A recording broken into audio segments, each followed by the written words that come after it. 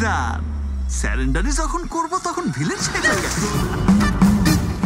ঢালিউড বাদশাহ শাকিব খান অভিনীত আলোচিত সিনেমা দরদ অবশেষে উৎসব ছাড়াই 15 নভেম্বর দেশের 84টি প্রেক্ষাগৃহে মুক্তি পেয়েছে অনন্য মামুন পরিচালিত এই সিনেমা। বাংলাদেশ ছাড়া বিশ্বের 22টি দেশে একই সঙ্গে মুক্তি পেয়েছে দরদ। প্যান ইন্ডিয়ার এই সিনেমায় দেশের সুপারস্টারের বিপরীতে অভিনয় করেছেন বলিউড অভিনেত্রী সোনাল চৌহান।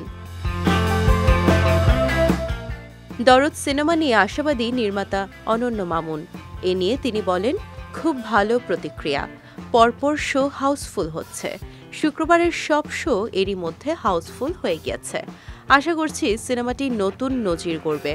নির্মাতা আরও বলেন, আমার বিশ্বাস দর্শক দরদ দেখলে খারাপ বলতে পারবেন না। প্রায় 5 বছর পর প্রথমবার কোনো উৎসব ছাড়াই শাকিব খানের সিনেমা মুক্তি পাচ্ছে। বিষয়টি নিয়ে তিনি চিন্তিত কিনা এমন প্রশ্নের জবাবে অনন্য মামুন বলেন, শুরুতে একটু চিন্তা ছিল, কিন্তু যেভাবে দর্শকের প্রতিক্রিয়া পাচ্ছি তার ফলে এখন আর চিন্তা হচ্ছে না। আশা করছি সিনেমাটি দর্শকরা পছন্দ করবে। পাশাপাশি দরদ নিয়ে আশায় বুক বেঁধেছেন দেশের হল মালিকরা বলেও জানান তিনি। সম্প্রতি রোমান্টিক থ্রিলার ধাঁচের সিনেমা দরদের গান ও ট্রেলার প্রকাশিত হয়েছে, যা অনলাইনে সিনেমা প্রেমীদের মুগ্ধ করেছে। Double million offer, Walton fridge কিনে পেতে পারেন 20 লক্ষ টাকা, রয়েছে কোটি কোটি টাকা নিশ্চিত উপহার।